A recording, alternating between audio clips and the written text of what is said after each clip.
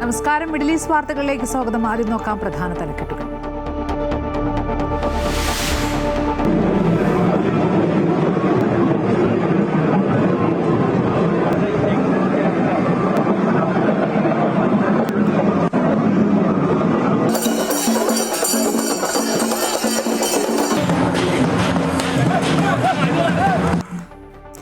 തദ്ദേശ തിരഞ്ഞെടുപ്പ് ചൂടിൽ കേരളം. ആദ്യഘട്ട വോട്ടെടുപ്പ് മറ്റന്നാൾ. 7 ജില്ലകളിലെ പരസ്യപ്രചാരണത്തിന് കൊട്ടിക്കലാശം. നാളെ നിശബ്ദ പ്രചരണം. ആത്മവിശ്വാസത്തിൽ മുന്നണികൾ. വികസന നേട്ടങ്ങൾ ഉയർത്തിക്കാട്ടി LDF. സർക്കാരിനെതിരായ അഴിമതി ആരോപണങ്ങൾ അക്കമിട്ട് നിരത്തി UDF. കേന്ദ്ര പദ്ധതികളുടെ ഗുണഫലങ്ങൾ എണ്ണിപ്പറഞ്ഞ് NDA.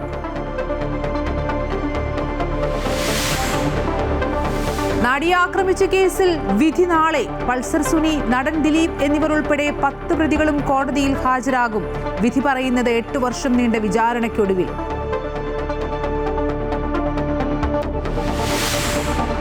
ശബരിമല സ്വർണ്ണക്കൊള്ളയുമായി ബന്ധപ്പെട്ട് ഒരു കത്ത് SITക്ക് കൊടുത്തു എന്നുള്ളത് ശരിയാണ്. അത് എനിക്ക് കിട്ടിയ ചില വിവരങ്ങളുടെ അടിസ്ഥാനത്തിലാണ്. എനിക്ക് കിട്ടിയ വിവരം അനുസരിച്ചാണെങ്കിൽ ഇതൊരു അന്തർദേശീയ ആന്റിക്സ് സ്മഗ്ലിംഗ് നടത്തുന്ന ആളുകളാണ് ഇത് സ്വർണ്ണപ്പാളിയെല്ലാം അടിച്ചുകൊണ്ട് പോയത്. ശബരിമല സ്വർണ്ണക്കൊള്ളയിൽ ഗുരുതര വെളിപ്പെടുത്തലുമായി രമേശ് ചെന്നിത്തല. പുരാവസ്തു കള്ളക്കടത്ത് സംഘങ്ങൾക്ക് ബന്ധം. 500 കോടി രൂപയുടെ ഇടപാട് നടന്നുവെന്നും രമേശ് ചെന്നിത്തല. ചില വ്യവസായികൾക്കും പങ്ക്. SITക്ക് കത്ത് നൽകി. ഇത് നേരിട്ടറിയാവുന്ന വ്യക്തിയെ അന്വേഷണത്തിൽ ഉൾപ്പെടുത്തണമെന്നും ചെന്നിത്തല. അന്വേഷണ സംഘം ബുധനാഴ്ച ചെന്നിത്തലയുടെ മൊഴിയെടുക്കും.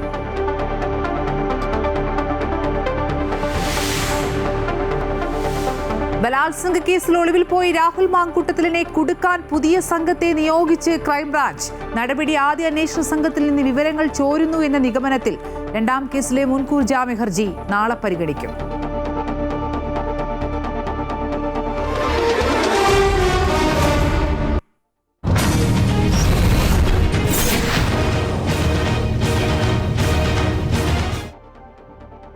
തദ്ദേശ തിരഞ്ഞെടുപ്പിന്റെ 1ാം ഘട്ട പരസ്യ പ്രചരണം അവസാനിച്ചു. ആവേശകരമായ കൊട്ടിക്കലാശമാണ് തിരുവനന്തപുരം മുതൽ എറണാകുളം വരെ നടന്നത്.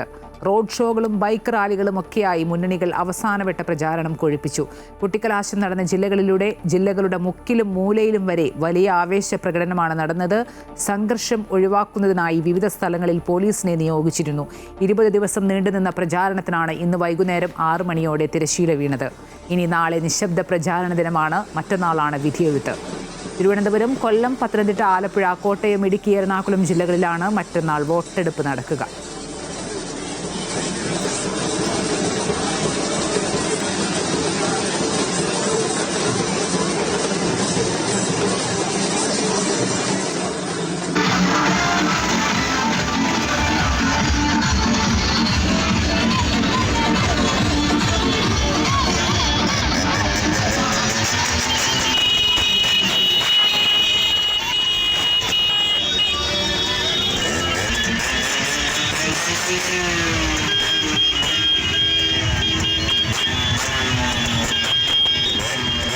കൊല്ലം കൈക്കുളങ്ങര ഡിവിഷനിലെ UDF സ്ഥാനാർത്ഥിയാണ് ഈ കലാശപ്പൂരിൽ ഇറങ്ങിയിരിക്കുന്നത്. സ്ഥാനാർത്ഥി എത്രത്തോളം വിജയപ്രതീക്ഷ ഉണ്ട്? 100% പ്രതീക്ഷയുണ്ട്. വിജയിച്ചു കഴിഞ്ഞു ഞങ്ങളുടെ ചേച്ചി പ്രീത.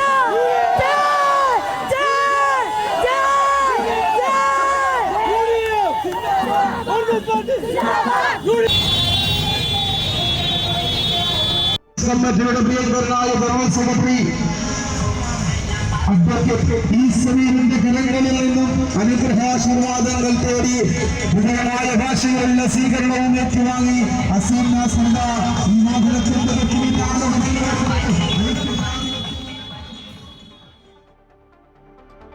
തിരഞ്ഞെടുപ്പ് പ്രചരണത്തിന്റെ കലാശക്കുട്ടിൽ ആവേശഭരിതരായി മുന്നണി പ്രവർത്തകർ. മധ്യകേരളത്തിൽ ദേശീയ സംസ്ഥാന നേതാക്കൾ കൊട്ടിക്കലാശത്തിൽ പങ്കെടുത്തു. ഇടുക്കിയിൽ പ്രധാനപ്പെട്ട ടൗണുകളിൽ ഇന്നലെ തന്നെ കൊട്ടിക്കലാശം നടന്നിരുന്നു.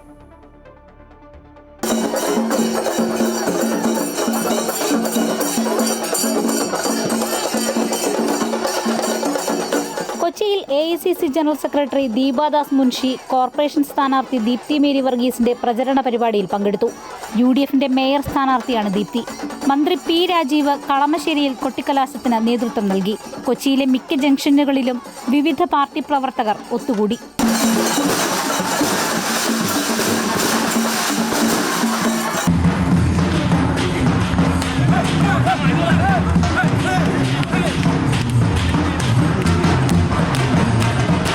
ഞായറാഴ്ച അവധി ദിവസമായതിനാൽ ഇടുക്കിയിലെ പ്രധാനപ്പെട്ട പല ടൗണുകളിലും ഇന്നലെ തന്നെ കൊട്ടിക്കലാശം നടത്തിയിരുന്നു. ഇന്ന് പലയിടത്തും വാർഡുകൾ കേന്ദ്രീകരിച്ചായിരുന്നു പ്രചരണത്തിന്റെ സമാപനം. എന്നാൽ തൊടുപുഴ, വണ്ടിപ്പെരിയാർ, നെടുങ്കണ്ടം തുടങ്ങിയ മേഖലകളിൽ എല്ലാ രാഷ്ട്രീയ പാർട്ടികളും ആവേശത്തോടെ കൊട്ടിക്കലാശം നടത്തി.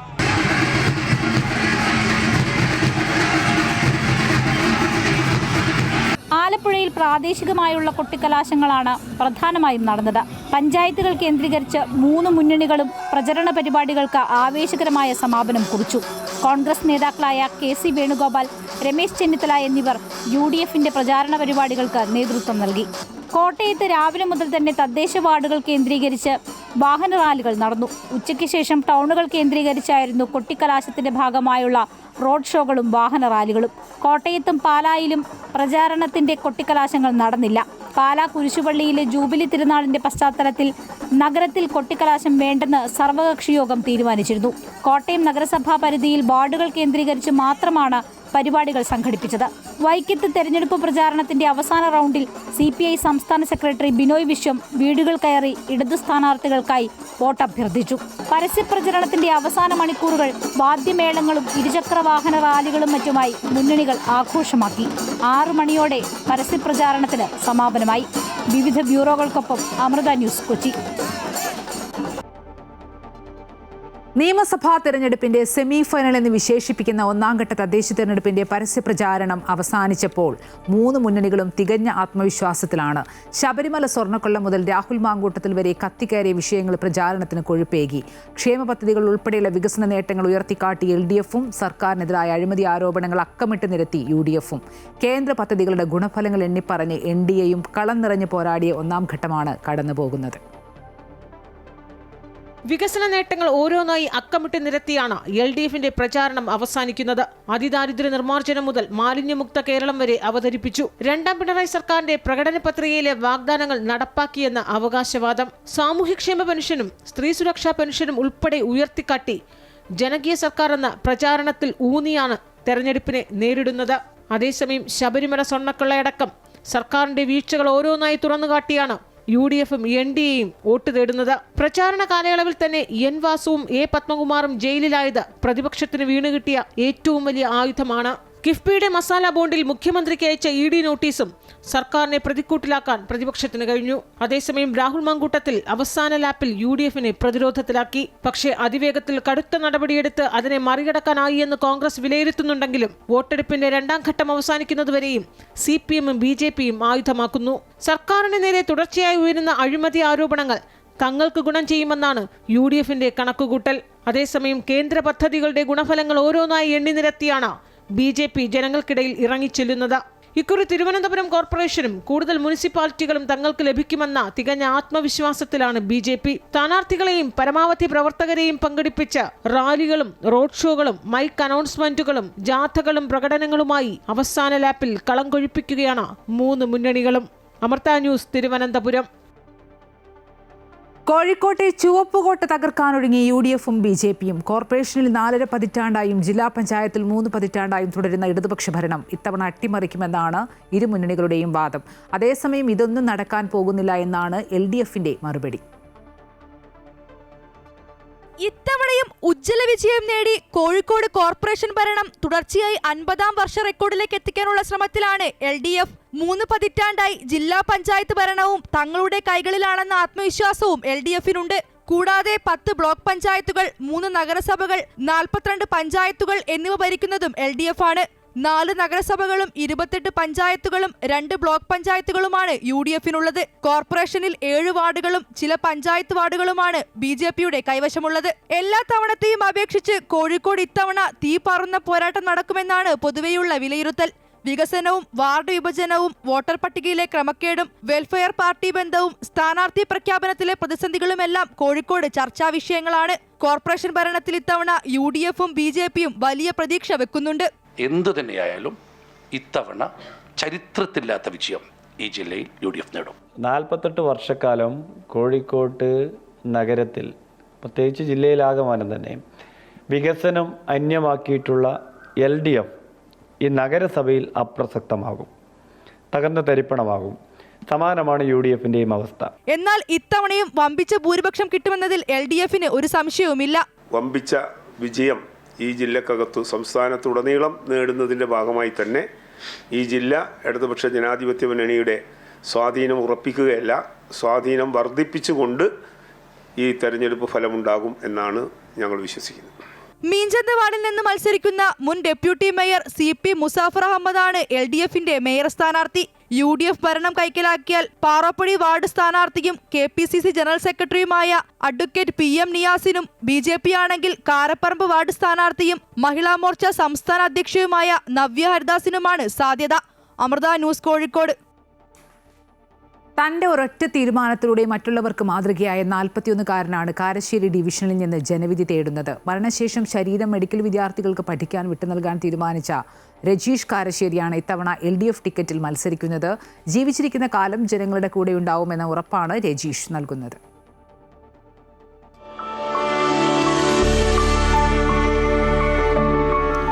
മരണശേഷം എൻ്റെ ശരീരത്തിന്റെ ഏത് ഭാഗവും ആർക്കു വേണമെങ്കിലും ചികിത്സയ്ക്കായി ഉപയോഗിക്കാം. 1 വർഷം മുൻപാണ് രജീഷ് കാരശ്ശേരി മരണശേഷം ശരീരം മെഡിക്കൽ വിദ്യാർത്ഥികൾക്ക് പഠിക്കാൻ വിട്ടുകൊടുക്കാനുള്ള സമ്മതപത്രം ഒപ്പിട്ട് നൽകിയത്. ആദ്യം വീട്ടിൽ നിന്ന് എതിർപ്പുണ്ടായിരുന്നുവെങ്കിലും പിന്നീട് കുടുംബവും തീരുമാനത്തെ അനുകൂലിച്ചു. മക്കൾ അതിനാദ്യം സമ്മതം മൂളിയില്ലായിരുന്നു. പക്ഷെ മക്കളൊക്കെ വലുതായ സമയത്ത് ഞാനത് എൻ്റെ മോളെ കൊണ്ട് സംസാരിപ്പിച്ച് മോൾ ഉൾപ്പെടെ അതിന് എങ്ങനെയാണെങ്കിൽ ആയിക്കോട്ടെ എന്ന് പറഞ്ഞതിന്റെ അടിസ്ഥാനത്തിലാണ് ഞാൻ കഴിഞ്ഞ വർഷം, ഈ വർഷം ആദ്യത്തിലാന്ന് തോന്നുന്നുണ്ട്, ജനുവരിയിലോ മറ്റോ ആണെന്ന് തോന്നുന്നുണ്ട്, ഞാൻ അത് ഓൺലൈനിൽ അത്തരം ഒരു ഇത് ചെയ്തിട്ടുള്ളത്. കുന്നമംഗലം ബ്ലോക്കിലേക്ക് കാരശ്ശേരി ഡിവിഷനിൽ നിന്നും മത്സരിക്കുന്ന രജീഷ് കാരശ്ശേരിയുടെ ഈ തീരുമാനം LDF ജില്ലാ പഞ്ചായത്ത് സ്ഥാനാർത്ഥിയായ നാസർ കൊളായിയുടെ ഫേസ്ബുക്ക് പോസ്റ്റിലൂടെയാണ് ആളുകൾ അറിയുന്നത്. ജീവിച്ചിരിക്കുന്ന കാലത്ത് കൂടെയുണ്ടാകുമെന്ന ഉറപ്പാണ് ജനങ്ങൾക്ക് നൽകാനുള്ളതെന്നും രജീഷ് പറയുന്നു. മരണശേഷവും ഞാൻ ആളുകൾക്ക് ഗുണം എന്തെങ്കിലും കിട്ടണം എന്നുള്ള ഒരു അഭിപ്രായത്തിലാണ് ഞാനത് ചെയ്തിട്ടുള്ളത്. ഒരു കമ്മ്യൂണിസ്റ്റുകാരന്റെ ജീവിതം അതായിരിക്കണം. UDFിന്റെ കോട്ടയായ കാരശ്ശേരി ഡിവിഷൻ പിടിച്ചടക്കുമെന്ന പ്രതീക്ഷയിലാണ് രജീഷ് കാരശ്ശേരി. അമൃത ന്യൂസ്, കോഴിക്കോട്. മറ്റു വാർത്തകളിലേക്ക് വന്നാൽ, നടിയെ ആക്രമിച്ച കേസിൽ നിർണായക വിധി നാളെയാണ്. 1-ാം പ്രതി പൾസർ സുനി, 8-ാം പ്രതി നടൻ ദിലീപ് അടക്കം 10 പേർ കുറ്റക്കാരാണ്. 6 വർഷം നീണ്ട രഹസ്യ വിചാരണയുടെ സുപ്രധാന വിവരങ്ങളും പുറത്തുവരുന്നുണ്ട്. 2012 മുതൽ തന്നെ നടൻ ദിലീപിന് തന്നോട് വിരോധമുണ്ടായിരുന്നു എന്ന് ആക്രമിക്കപ്പെട്ട നടി കോടതിയിൽ വ്യക്തമാക്കിയിട്ടുണ്ട്. നടി ആക്രമിക്കപ്പെട്ട് 8 വർഷത്തിന് ശേഷമാണ് വിധി പ്രഖ്യാപനം. 2024 ഡിസംബർ 11 കേസിൽ അന്തിമവാദം ആരംഭിച്ചത്. 2017 ഫെബ്രുവരി 17 രാത്രിയിലാണ് കൊച്ചി നഗരത്തിലൂടെ ഓടിക്കൊണ്ടിരുന്ന കാറിൽ വെച്ച് നടി ക്രൂരപീഡനത്തിന് ഇരയായത്. കേസിലെ 1-ാം പ്രതി പൾസർ സുനി നടിയെ ആക്രമിക്കുകയും അപകീർത്തിപരമായ ദൃശ്യങ്ങൾ പകർത്തുകയും ചെയ്യുകയായിരുന്നു. ക്രൈംബ്രാഞ്ച് IG ദിനേന്ദ്ര കശ്യപിന്റെ നേതൃത്വത്തിൽ പ്രത്യേക സംഘം രൂപീകരിച്ചായിരുന്നു കേസിന്റെ അന്വേഷണം. പൾസർ സുനി, നടൻ ദിലീപ് എന്നിവരടക്കം 9 പേരാണ് കേസിൽ പ്രതികൾ. സംഭവം നടന്ന ആദ്യ ദിനം തന്നെ ഡ്രൈവർ മാർട്ടിൻ പിടിയിലായി. പിന്നീട് ഫെബ്രുവരി 23-ാം തീയതി പോലീസിനെ വെട്ടിച്ച് കോടതിയിൽ കീഴടങ്ങാനെത്തിയ പൾസർ സുനിയെയും കൂട്ടാളി വിജേഷിനെയും കോടതി മുറിയിൽ നിന്നും ബലം പ്രയോഗിച്ച് പോലീസ് അറസ്റ്റ് ചെയ്യുകയായിരുന്നു. പൾസർ സുനി നടത്തിയ വെളിപ്പെടുത്തലിലാണ് കേസിൽ ദിലീപിന്റെ പങ്ക് പുറത്തു വന്നത്. പൾസർ സുനി ജയിലിൽ നിന്നും ദിലീപിനയച്ച കത്തും പുറത്തു വന്നിരുന്നു. ദിലീപ് നൽകിയ കൊട്ടേഷന്റെ അടിസ്ഥാനത്തിലായിരുന്നു നടിയെ ആക്രമിച്ചതെന്നായിരുന്നു സുനിയുടെ വെളിപ്പെടുത്തൽ. 1.5 കോടിയാണ് ദിലീപ് തനിക്ക് കൊട്ടേഷൻ നൽകിയതെന്നും അതിൽ 80 ലക്ഷം രൂപ മാത്രമാണ് ഇതുവരെ ലഭിച്ചതെന്നും സുനി പിന്നീട് വെളിപ്പെടുത്തുകയും ചെയ്തു. 2017 ജൂലൈ 10 കേസിൽ ദിലീപിനെ അറസ്റ്റ് ചെയ്തു. ജൂലൈ 11-ാം തീയതി അങ്കമാലി ഫസ്റ്റ് ക്ലാസ് ജുഡീഷ്യൽ മജിസ്ട്രേറ്റിന് മുമ്പാകെ ഹാജരാക്കിയ ദിലീപിനെ റിമാൻഡ് ചെയ്ത് ആലുവ സബ് ജയിലിൽ അടച്ചു. ഇതേ ദിവസം താരസംഘടനയായ അമ്മയുടെ പ്രാഥമിക അംഗത്വത്തിൽ നിന്ന് ദിലീപിനെ പുറത്താക്കി. 2018 മാർച്ച് 8 എറണാകുളം പ്രിൻസിപ്പൽ സെഷൻസ് കോടതിയിൽ ആദ്യഘട്ട വിചാരണ ആരംഭിച്ചു. 2018 ജൂണിൽ CBI അന്വേഷണം ആവശ്യപ്പെട്ട് ദിലീപ് ഹൈക്കോടതിയിൽ സമർപ്പിച്ച ഹർജി ഹൈക്കോടതി സിംഗിൾ ബെഞ്ച് തള്ളി. 4.5 വർഷം കൊണ്ടാണ് സാക്ഷി വിസ്താരം പൂർത്തിയാക്കിയത്. സംഭവബഹുലമായിരുന്നു കേസിന്റെ വിചാരണ. 2020 ഫെബ്രുവരി 30 കേസിലെ അന്തിമ വിചാരണ ആരംഭിച്ചു. പൾസർ സുനിയും ദിലീപും അടക്കമുള്ള പ്രതികൾ കോടതിയിലെത്തി. സാക്ഷി വിസ്താരത്തിനിടെ 22 സാക്ഷികൾ കൂറുമാറി. 2020 നവംബർ 20 വനിതാ ജഡ്ജി പക്ഷപാതപരമായി പെരുമാറുന്നുവെന്നും കേസ് മറ്റൊരു കോടതിയിലേക്ക് മാറ്റണമെന്നും ആവശ്യപ്പെട്ടുള്ള നടിയുടെ ഹർജി ഹൈക്കോടതി തള്ളി. പിന്നാലെ ആദ്യം ചുമതലപ്പെടുത്തിയ പ്രോസിക്യൂട്ടർ കേസിൽ നിന്ന് പിന്മാറി. 2021 മാർച്ച് 1 വിചാരണ 6 മാസത്തേക്ക് നീട്ടി സുപ്രീം കോടതി ഉത്തരവിട്ടു. 2021 ഡിസംബർ 17 സുപ്രീം കോടതിയിൽ നൽകിയ വിടുതൽ ഹർജി ദിലീപ് പിൻവലിച്ചു. 2024 ഡിസംബർ 11 കേസിൽ അന്തിമവാദം ആരംഭിച്ചത്. അതിനിടെ 2015 ഏപ്രിൽ 7 CBI അന്വേഷണം ആവശ്യപ്പെട്ടുള്ള ദിലീപിന്റെ ഹർജി ഹൈക്കോടതി ഡിവിഷൻ ബെഞ്ചും തള്ളി.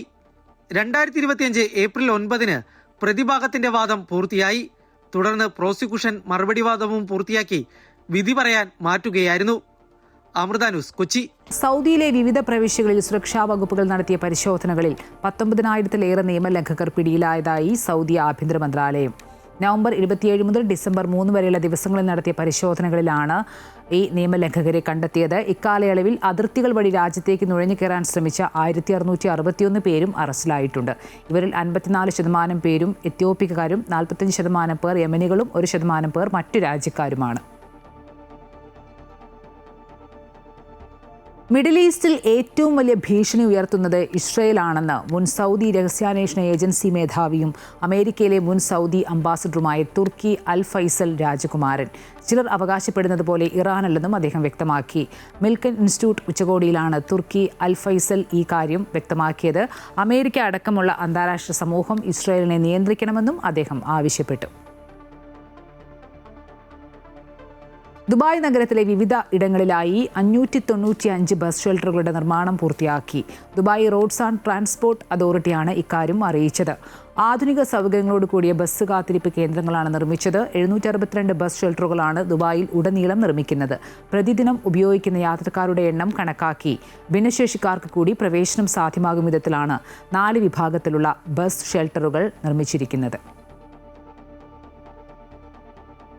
കുവൈറ്റിൽ മയക്കുമരുന്ന് സംബന്ധമായ പ്രവർത്തനങ്ങളെ പ്രോത്സാഹിപ്പിക്കുകയോ മഹത്വവൽക്കരിക്കുകയോ ചെയ്യുന്ന ചിത്രങ്ങളോ എഴുത്തുകളോ ലോഗോകളോ അടങ്ങിയ വസ്ത്രങ്ങൾ ധരിക്കുന്നതും വസ്തുക്കൾ ഉപയോഗിക്കുന്നതും പ്രദർശിപ്പിക്കുന്നതും നിരോധിച്ചു. വിലക്ക് ലംഘിക്കുന്നവർക്ക് കർശനമായ ശിക്ഷ നൽകുമെന്ന് ആഭ്യന്തര മന്ത്രാലയം മുന്നറിയിപ്പ് നൽകി.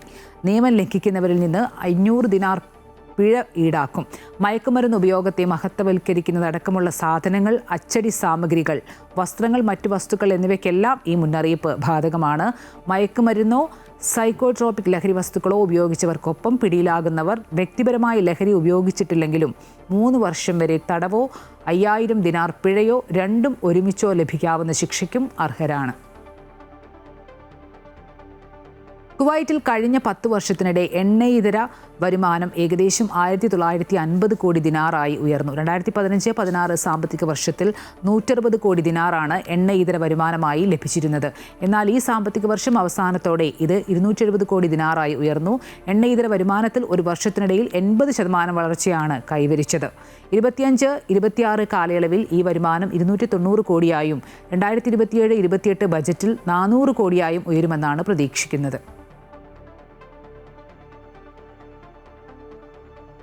കുവൈറ്റിൽ അതിശൈത്യം പതിവിലും വൈകിയാണെത്തുന്നതെന്ന് കാലാവസ്ഥാ നിരീക്ഷകർ. സാധാരണയായി ഡിസംബർ 6 ആരംഭിക്കേണ്ട ശൈത്യകാലം ഈ വർഷം ഡിസംബർ പകുതിയോടെ മാത്രമേ തുടങ്ങാൻ സാധ്യതയുള്ളൂ. ഡിസംബർ 6 മുതൽ ജനുവരി 15 വരെ 3 ഘട്ടങ്ങളായാണ് ഈ കാലം കണക്കാക്കുന്നത്. സാധാരണയായി താപനില കുറയ്ക്കുന്ന സൈബീരിയൻ ഹൈ പ്രഷർ സിസ്റ്റം വൈകുന്നതാണ് ഇത്തവണ തണുപ്പ് വൈകുന്നതിൻ്റെ പ്രധാന കാരണം. ആദ്യഘട്ടത്തിൽ മിതമായ തണുപ്പും ഡിസംബർ 28 മുതൽ കഠിനമായ തണുപ്പും ചില പ്രദേശങ്ങളിൽ താപനില 0 ഡിഗ്രിയിലെത്താനും സാധ്യതയുണ്ടെന്നും കാലാവസ്ഥാ നിരീക്ഷകർ അറിയിക്കുന്നു. ആസ്വാദക പ്രീതി പിടിച്ചുപറ്റി പ്രദർശനം തുടരുന്ന എക്കോ സിനിമയുടെ വിജയാഘോഷം ദുബായിൽ നടന്നു. ദുബായ് ഗിസൈസിലെ ലുലു ഹൈപ്പർ മാർക്കറ്റ് അങ്കണത്തിൽ നടന്ന ആഘോഷ പരിപാടിയിൽ സിനിമാ താരങ്ങളും സാങ്കേതിക പ്രവർത്തകരും പങ്കെടുത്തു.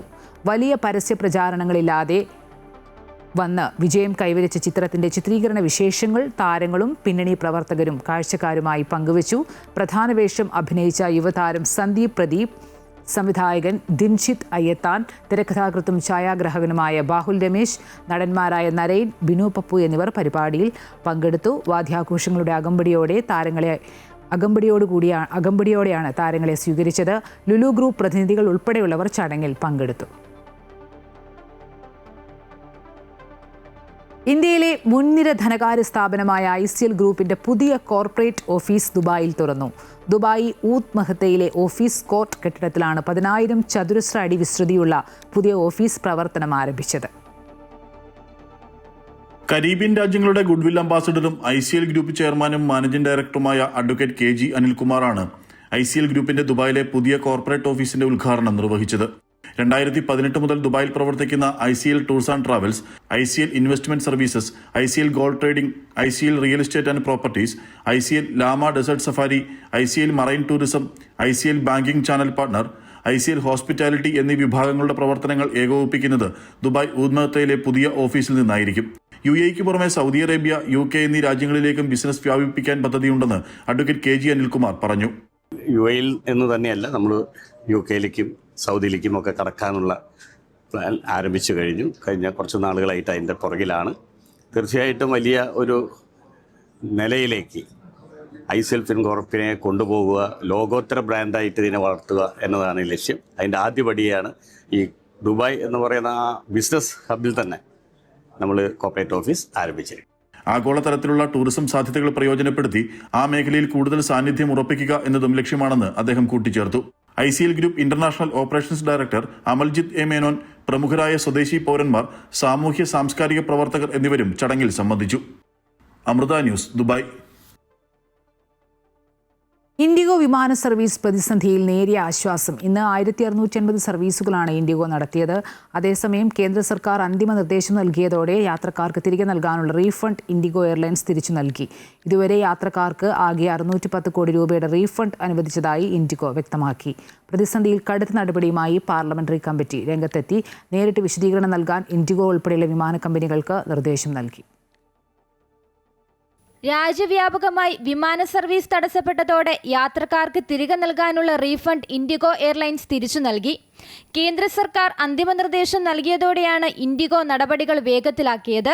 ഇതുവരെ യാത്രക്കാർക്ക് ആകെ 610 കോടി രൂപയുടെ റീഫണ്ട് അനുവദിച്ചതായും 3000-ഓളം ലഗേജുകൾ ഉടമകൾക്ക് കൈമാറിയതായും വ്യോമയാന മന്ത്രാലയം അറിയിച്ചു.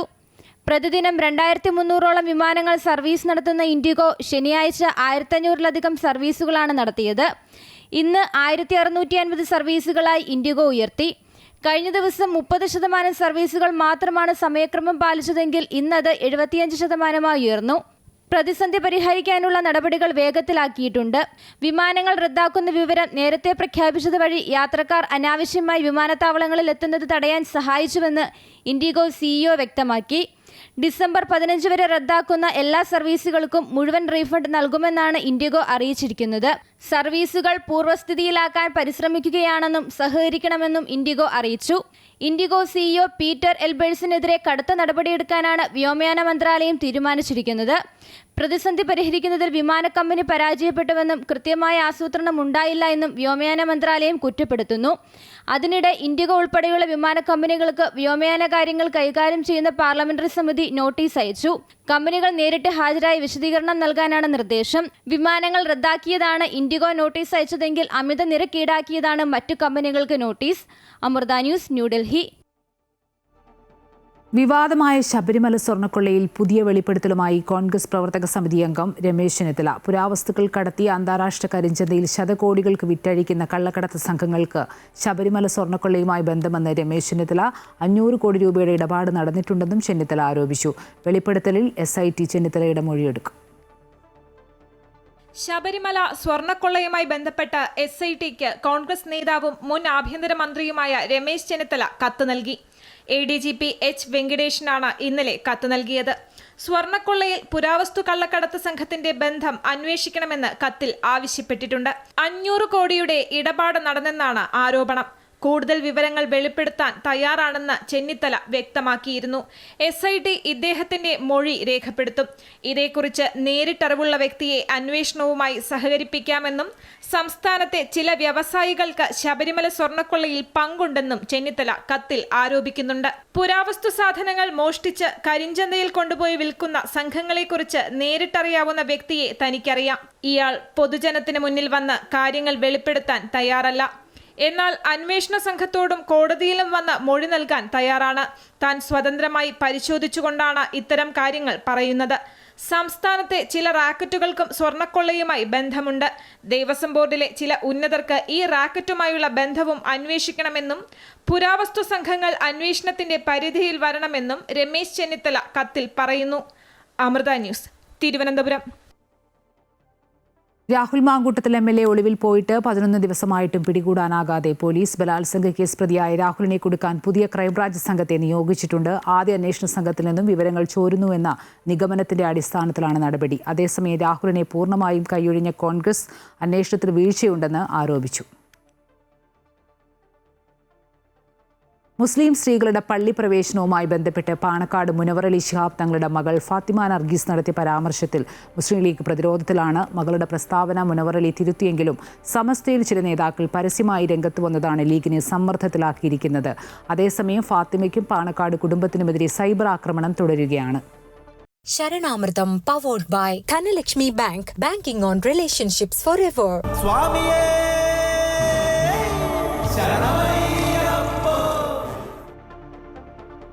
പതിവ് തെറ്റാതെ അയ്യന് കാഴ്ചദ്രവ്യങ്ങൾ സമർപ്പിച്ച് അഗസ്ത്യാർകൂടം ഗോത്രസംഘം. അഗസ്ത്യാർ മലനിരകളിൽ നിന്ന് വ്രതശുദ്ധിയോടെ ശേഖരിച്ച കാഴ്ചദ്രവ്യങ്ങൾ കാണിഗോത്ര പ്രതിനിധികൾ അയ്യപ്പസ്വാമിക്ക് സമർപ്പിച്ചു.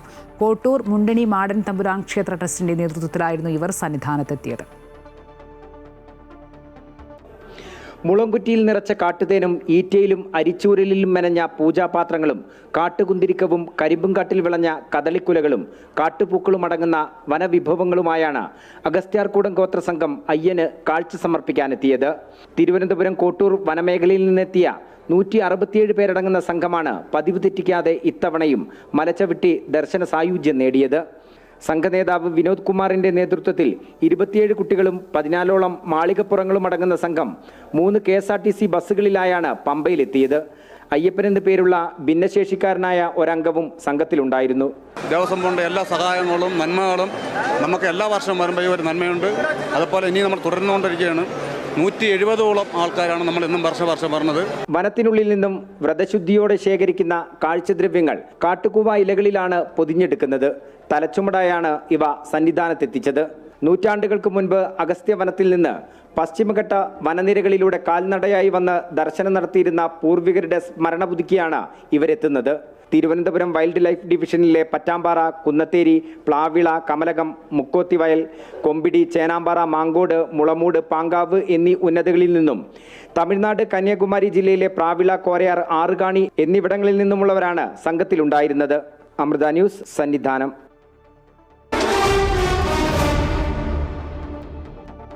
ഇന്ത്യ ദക്ഷിണാഫ്രിക്ക T20 മത്സരങ്ങൾ ചൊവ്വാഴ്ച മുതൽ തുടങ്ങും. ആദ്യ മത്സരം മറ്റന്നാൾ ഒഡീഷയിലെ കട്ടക്കിലാണ്. 5 T20 മത്സരങ്ങളാണുള്ളത്. എല്ലാ മത്സരങ്ങളും രാത്രി 7 മണി മുതലാണ് ആരംഭിക്കുക. പരിക്കേറ്റ ശുഭ്മാൻ ഗിൽ ടീമിൽ തിരിച്ചെത്തും. കൊൽക്കത്ത ടെസ്റ്റ് മത്സരത്തിനിടെ ബാറ്റ് ചെയ്തതിനിടെ കഴിഞ്ഞ മാസമാണ് ഗില്ലിന് കഴുത്തിന് പരിക്കേറ്റത്. പരിക്ക് ഭേദമായെന്നും പരിശീലനത്തിനിറങ്ങാൻ കഴിയുന്നുണ്ടെന്നും മുഖ്യ പരിശീലകൻ ഗൗതം ഗംഭീർ അറിയിച്ചു. പരിക്ക് മൂലം 2 മാസത്തിലേറെയായി വിട്ടുനിന്ന ഓൾറൗണ്ടർ ഹാർദിക് പാണ്ഡ്യയും തിരിച്ചെത്തും. ഇതോടെ മിഡിൽ ഈസ്റ്റ് വാർത്തകൾ പൂർണ്ണമാകുന്നു. കൂടുതൽ വാർത്തകൾ അമൃത ന്യൂസ് യൂട്യൂബിൽ കാണാം. നമസ്കാരം.